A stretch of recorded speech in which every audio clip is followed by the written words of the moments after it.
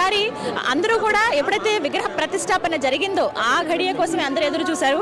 ఎప్పుడైతే ఆ విగ్రహ ప్రతిష్టాపన జరిగిందో ఆ తర్వాత స్వామివారి మూర్తే చూసి అలా తన్మయత్వానికి లోనైపోయారు.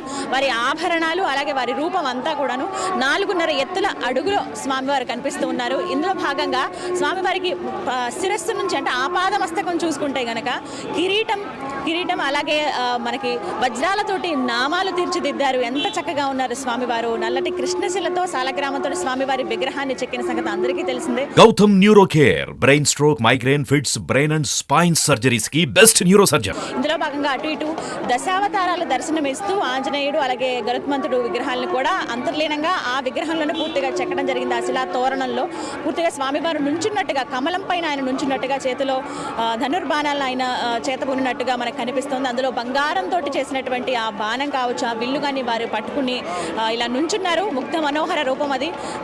చిన్నగా నవ్వుతూ ఉంటారు కదా చిన్నపిల్లలు, ఏ విధంగా మనకు కనిపిస్తారో ముద్దుగా, అలా బాలరాముడు మనకి దర్శనమిస్తున్నాడు. ఎంత అందంగా కనపడుతున్నారు. వారి రూపం గురించి ఇప్పుడు అంతా చర్చ జరుగుతుంది.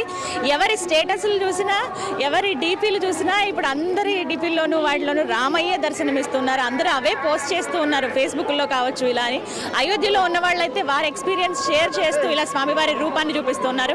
ఇంకొంతమంది అయోధ్య దగ్గర రాని వాళ్ళు, అక్కడ చూడలేని వాళ్ళు వాళ్ళ ఫోన్ల ద్వారా రామయ్య, మా రామయ్య అని అంటూ వాళ్ళు ఓన్ చేసుకుని ఈ విధంగా వాళ్ళ స్టేటస్లో డీపీల్లో పెడుతూ ఉన్నారు. ఎంత చక్కగా ఉందో ఆయన రూపం. ప్రత్యేకించి వారి ఆభరణాల విషయానికి వస్తే కంఠాభరణం, ముఖ్యంగా మణితోటి ఒక కంఠాభరణం వేశారు. ఆ తర్వాత వజ్రాలతోటి ఒక పెద్ద హారం, అలాగే బంధకం అంటే నడుము వైపు వేసేటువంటి ఆ బంధకం కావచ్చు, మామూలుగా మనం వడ్డానం అని చెప్తూ ఉంటాం కదా, అదేవిధంగా స్వామివారికి ముత్యాలతోటి, అసలైన ముత్యాలు పొదిగి వజ్రాలు అలాగే బంగారంతో పొదిగినటువంటి అద్భుతమైన ఒక వడ్డానం, నడుము కట్టు స్వామివారికి ఏర్పాటు చేశారు. అలాగే బంగారు వర్ణంతో ఉన్నటువంటి పంచె, అలాగే స్వామివారికి ఇంకా ప్రత్యేకంగా చెప్పాలంటే ఆపాదమస్తకం కూడా ప్రతి ఒక్కటి చిన్న చిన్న అణువు కూడా బంగారంతో నిండిపోయిందని చెప్పుకోవాలి. ఆ నల్లటి మూర్తి అంటే కృష్ణశిల కాబట్టి నల్లగా ఉంటుంది ఆ రాయి. ఆ రామయ్య అలా ఆ రూపంలో ఉన్నా కూడా బంగారంతో ఇంకాస్త మెరిసిపోయారని చెప్పుకోవాలి. ఇప్పుడు అందరూ కూడా అదే చర్చ జరుగుతున్నారు. ఎవరి ఫోన్స్లో చూసినా అవే కనిపిస్తున్నాయి. మా రామయ్య ఎంత ముద్దుగా ఉన్నాడు, ఎంత బాగున్నాడు అని ఇదే మాట్లాడుతూ ఉన్నారు. ఇక ప్రస్తుతం అయితే పూజా కార్యక్రమాలు ఇంకా జరుగుతున్నాయి, ఇంకా కొనసాగే అవకాశం ఉంది. ఎందుకనంటే ప్రతిష్ఠ జరిగిన తర్వాత కొన్ని కార్యక్రమాలు జరపాల్సి ఉంటుంది. పుష్ప అంటే పూలమాల కూడా ఇవన్నీ కూడా ఏర్పాట్లు చేశారు. ప్రత్యేకించి పూల వర్షం కురిపించడానికి కూడా ఏర్పాట్లు చేశారు.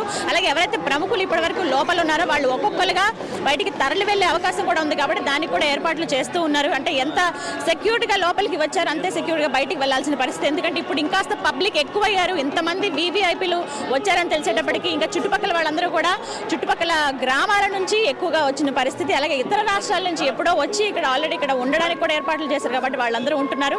మరోవైపు ఇప్పటికే చాలా సమయం అయింది. దగ్గర ప్రతిష్టాపన జరిగి మనకి గంట కావస్తుంది, గంట పైన అయింది.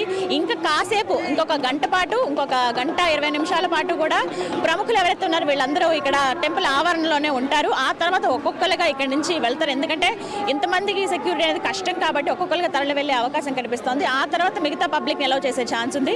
హనుమాన్ గర్హి నుంచి మిగతా వాళ్ళందరినీ నెమ్మదిగా ఎలవ్ చేస్తారు. హనుమాన్ గర్హి అంటే ఆంజనేయ స్వామిని దర్శించుకున్న తర్వాత ఆ రామయ్యను దర్శించుకోవాలి.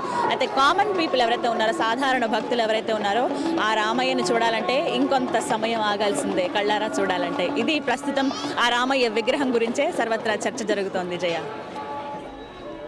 రైట్, చాలా సంతోషం గీత, చాలా ఆనందంగా అనిపిస్తూ ఉంది. డైరెక్ట్గా విజువల్స్ని చూసే అవకాశం మీ ద్వారా ప్రేక్షకులందరికీ అందిస్తూ ఉన్నాము. సుమన్ టీవీ ప్రతి క్షణాన్ని ప్రజలకి చేరువ చేయాలి. ఈ ఆనంద గడియల్ని ప్రతి ఒక్కరూ కూడా ఆనందించాలి, సంతోషపడాలి, భక్తి పారవస్యంలో మునిగిపోవాలనే ఉద్దేశంతో లైవ్లో ప్రతి అంశాన్ని మీకు అయోధ్య నుంచి మేము లైవ్లో అందిస్తూ ఉన్నాము.